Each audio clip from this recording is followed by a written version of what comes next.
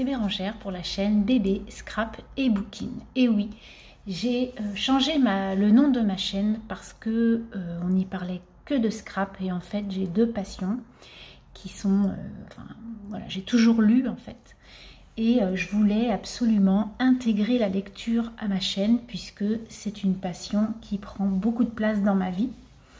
Alors, oui, autant que le scrap, je pense. Donc voilà, je pense qu'il était temps de vous en parler. Et surtout, j'avais envie de faire quelques retours sur mes lectures, puisque vous savez que je les intégrais dans mes journaux d'activité, sauf que les gens qui ne veulent regarder que la lecture, que les book hauls, etc., eh bien, je pense que ça doit être ennuyant si on ne scrape pas. Et du coup, je voulais vraiment faire quelques petites vidéos vraiment que sur la lecture. C'est pour ça que j'ai changé le nom de ma chaîne pour que les lectrices puissent venir me voir. Et surtout, naturellement dans les journaux d'activité, il y aura toujours quelques petites remontées de lecture puisque c'est mon quotidien. Mais je voulais vraiment quand même faire quelques vidéos que sur la lecture. Voilà, donc de toute façon, j'en reparle dans mon journal d'activité du mois d'octobre, puisque je commence avec ça, justement. Tout d'abord, donc je vais vous montrer, c'est un petit book haul que je fais aujourd'hui pour une première. Et du coup, je me suis acheté 2 bouquins sur Vinted. Et je me suis acheté 6 bouquins en librairie. Et surtout après les autres, puisque je vais vous raconter pourquoi. Bref, du coup sur Vinted, je me suis pris les 2 Agatha Raisin qui suivent, c'est-à-dire le tome 4 et le tome 5. Les Agatha Raisin, je les achète que sur Vinted. Il n'y a que le premier et le deuxième, je me rappelle, non, que le premier que j'ai acheté en librairie, mais sinon les autres, je les ai pris que sur Vinted. Parce que il y a quand même une série de plus de 30 bouquins que je veux me faire. Mais du coup, voilà, je me dis que c'est quand même 14 € le bouquin. Si je peux les avoir, puisqu'il y en a beaucoup sur Vinted en très bon état, puisque vous voyez l'état du livre, il est vraiment nickel. Voilà, je suis trop contente.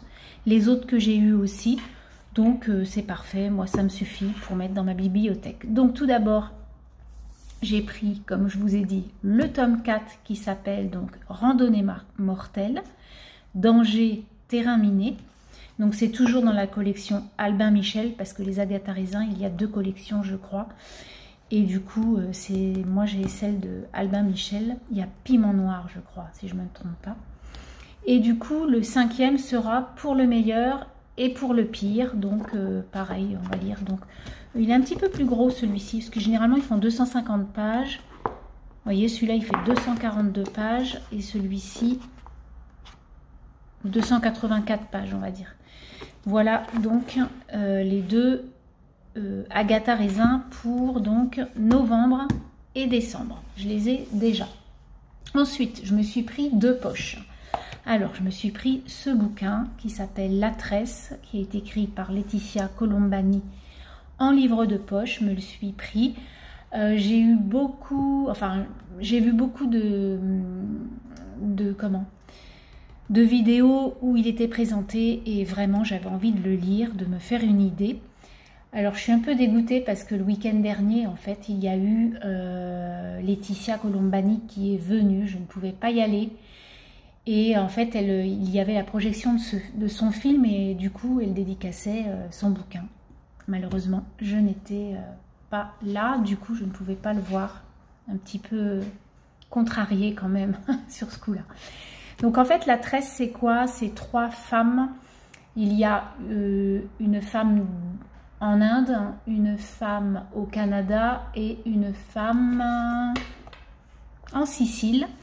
Et du coup, les 3 femmes vont être liées par un... Je sais pas, je connais pas l'histoire du tout. Les 3 femmes vont être liées par quelque chose. Et du coup, c'est pour ça qu'on l'appelle La Tresse. Donc, je vous redirai bien sûr dans une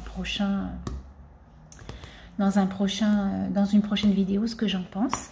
Ensuite, je me suis pris en poche aussi celui-ci, 1000 baisers pour un garçon de Tilly Cole en livre de poche jeunesse. Du coup, je suis allée dans le côté jeunesse pour trouver ce bouquin. Alors, il était tout seul sur l'étagère, il m'appelait. Non, mais je l'ai vu en fait sur plusieurs chaînes. Alors, ça devait être cet été que je l'ai vu sur pas mal de chaînes. Et du coup, tout le monde disait que c'était un petit bonbon, que c'était mignon comme histoire. Et du coup, voilà, je voulais y aller. Et du coup, c'est Poppy et Rune qui sont amoureux depuis l'enfance. Poppy a un lourd secret. Est-ce qu'ils vont se retrouver et s'aimer? Donc, je n'en sais pas plus. Je ne connais pas du tout l'histoire non plus de ce livre. Ensuite, je me suis pris... Alors, on me l'a tellement bien vendu sur les vidéos que je ne pouvais pas passer à côté de ce bouquin. Donc, dans La forêt des larmes des éditions Charleston. Donc, c'est un livre qui a été écrit par Glendy Vandera. Donc, voilà la tranche. Toujours, donc les éditions Charleston, vous avez une petite photo. Vous avez le titre, vous avez l'auteur et la collection Charleston. C'est toujours fait de cette façon, avec des couleurs différentes. Sûrement que ça veut dire quelque chose, les couleurs, je ne sais pas du tout, puisqu'il y a des couleurs un peu violettes, un peu roses. Là, j'en ai un autre à vous montrer, il est plutôt bordeaux, donc je ne sais pas. Peut-être qu'il y a quelque chose, je n'ai jamais été jusqu'au bout pour savoir. Bref. Donc, un bon bouquin qui fait 580 pages à peu près. Je vais vous lire le pitch.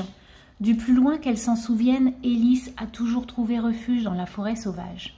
Un lieu magique caché derrière le massif de murs qui borde le terrain des mobil-homes où elle a grandi.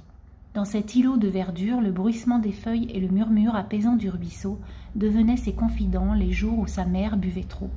Donc déjà, elle commence pas très bien dans la vie. Aussi est-ce tout naturellement qu'elle se réfugie au milieu des arbres 15 ans plus tard, accompagnée de ses jumeaux de 4 ans et de son bébé Viola, le jour où elle découvre l'infidélité de son mari. Mais le croassement des corbeaux, l'agitation de ses garçons et son tumulte intérieur lui font commettre l'irréparable. Au moment du départ, elle oublie sur le parking de la nacelle où dort sa fille. À son retour, Viola a disparu comme avalée par la forêt. Rongée par la culpabilité, Élise entame un long exil au cœur du bois pour se reconstruire, car même si elle lui a enlevé son enfant, la nature est le seul remède qu'elle ait jamais connu. Donc on met un roman inoubliable et j'en ai que des bonnes retombées, que des bonnes critiques du coup. Eh bien, je me suis pris ce bouquin. Ça va être dur, je pense que je vais pleurer parce que c'est voilà, une maman qui perd son bébé, ça doit être très compliqué, surtout qu'on ne sait pas où il est. Il n'y a pas de décès, c'est juste, voilà. Je vous dirai tout ça. Ensuite, pareil, j'ai vu ça sur 2 chaînes et il m'a tellement fait envie. Donc, c'est La fille à la robe rayée d'Ellie Midwood. Donc, c'est d'après une histoire vraie. Et c'est aux éditions Faubourg Marigny. Pareil, une très belle tranche sur ces bouquins-là. J'aime beaucoup. Et je vais vous lire juste le tout petit pitch qu'il y a là. Je ne vais pas tout vous lire. Allemagne, 1947, les tribunaux de dénazification ont commencé à traiter les premiers procès. Un dossier particulier retient l'attention du Dr Hoffman, un psychiatre américain actuellement en poste en Allemagne. Un ancien gardien d'Auschwitz, Franz Deller, doit comparaître devant le tribunal et a appelé un témoin inattendu pour sa défense, l'une de ses anciennes détenues et épouse actuellement, Elena. Donc en fait, c'est un nazi qui a été marié avec une détenue d'Auschwitz et du coup, ça va être son témoin dans le procès après la guerre. Ça doit être un magnifique bouquin aussi qui va être difficile à lire. Je crois que j'aime ça, les sujets un peu... voilà, parce que... je ne sais pas pourquoi, mais ça m'attire en fait, les sujets difficiles. Ensuite, puisque nous sommes au mois d'octobre et qu'à la fin du mois, nous avons Halloween et tout ce qui est étrange, glauque, etc. J'ai vu aussi sur plusieurs des chaînes Les Jumeaux Croche-Mort. Je l'ai vu aussi sur Instagram et Facebook. Du coup, je voulais vraiment sauter le pas parce qu'apparemment, il est pas mal. J'ai pas eu trop de critiques, que ce soit bon ou mauvais, mais il y a tout le monde l'a présenté, mais je pense que pas grand monde l'a lu. Donc je ne sais pas du tout ce qu'ils en pensent. Donc les jumeaux Croche-Mort, la malédiction, apparemment il y aura bien sûr, c'est une saga puisque c'est le tome 1. Et donc le pitch est très petit, donc je vais vous lire. Après des années d'exil, Silence et Auriel Croche-Mort, donc le garçon, la sœur et le frère, sont soudainement rappelés dans le manoir familial par les grands-parents dont ils ignoraient l'existence. Les jumeaux ne se sentent pas les bienvenus et découvrent qu'une terrible malédiction s'est abattue sur la ville. Écoutez, on va voir, ça va être très rapide comme bouquin puisque il ne fait, c'est écrit super gros, c'est des petites, voilà. Donc c'est au Flammarion Jeunesse, hein, puisque c'est comme celui-ci. Ce sont des livres au rayon jeunesse, donc à voir et à suivre. Et enfin, donc aujourd'hui on est le samedi 7 octobre. Hier, sur la rocade bordelaise, il y avait un gros accident et quand j'ai voulu rentrer, hier midi, je voulais rentrer chez moi, je n'ai pas pu rentrer. Du coup, je suis allée et je n'avais pas préparé de gamelle puisque je voulais rentrer absolument chez moi. Ce n'est pas si loin que ça, je suis pas loin de mon boulot. Et du coup, ça me mettait sur Oise 45 minutes de trajet alors que moi, je suis à peine un quart d'heure. Je suis entre 10 et 15 minutes selon le monde sur la rocade. Là, ça me mettait 45 minutes. Non, je me suis dit, non, tu restes là, tu vas au champ, tu vas t'acheter un truc. Et naturellement, quand on va au champ, ben, y a le rayon culture qui nous guide. Et je me suis acheté ce livre-là dans la collection Charleston. Donc c'est pour ça que je vous disais que les tranches ne sont pas toutes de la même couleur. Celui-ci est Bordeaux, Le rêve de la couturière. Alors peut-être que ça n'a rien d'extraordinaire, les couleurs, c'est juste parce que c'est comme ça et voilà. Je ne sais pas du tout. Mais j'essaierai d'approfondir pour savoir quand même. Donc, Le rêve de la couturière, un livre écrit par Bianca Pizzorno, qui est une Sardanaise, une femme née en Sardaigne. Donc, ça va être l'histoire de quoi? Ça va être l'histoire de couturière, de mère en fille. Et en fait, il y en a une d'elles qui va faire de la couture pour une grande maison, on va dire. Alors, pas une maison de couture, hein, une grande maison de maître, hein, un manoir. Et du coup, elle va connaître un peu les secrets de ce manoir. Voilà, donc ça va être un peu ça l'histoire. Je reviendrai vers vous, bien sûr. J'ai commencé à le lire.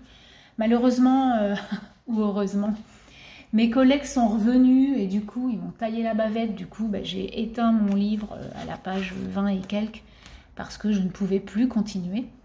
Et voilà, donc là, j'ai fini mon bouquin, mon Agatha Raisin, tome 3 du mois d'octobre. Je vais commencer celui-là puisque je l'ai commencé. J'aime pas du tout commencer 2 bouquins en même temps. Moi, quand je suis dans une histoire, en fait, je pense aux personnages tout le temps. Je suis avec eux pendant toute la lecture, même hors lecture. Je pense à eux dans la journée. Je pense à mon livre. C'est comme ça. Et du coup, je ne peux pas lire plusieurs bouquins en même temps. Je n'avais lu que, je vous dis, un petit peu plus de 20 pages, du coup, ou une vingtaine de pages. Du coup, je vais m'y remettre et puis je verrai bien ce que ça donne. Voilà donc mon premier book haul sur ma chaîne. Ma chaîne. Mais écoutez, dites-moi si vous lisez, si vous lisez pas, si vous lisez quand même de temps en temps des BD, des mangas, des bouquins, des romans, Dites-moi un petit peu de tout, ou si ça vous fait peur et qu'en fait vous avez peur de pas... Parce que ça peut arriver, hein, on a envie, mais en fait au bout de quelques pages on s'ennuie ou c'est prenant, je ne sais pas. Expliquez-moi tout ça. Et je vous dis à très bientôt pour une prochaine vidéo. Bonne journée, bye bye.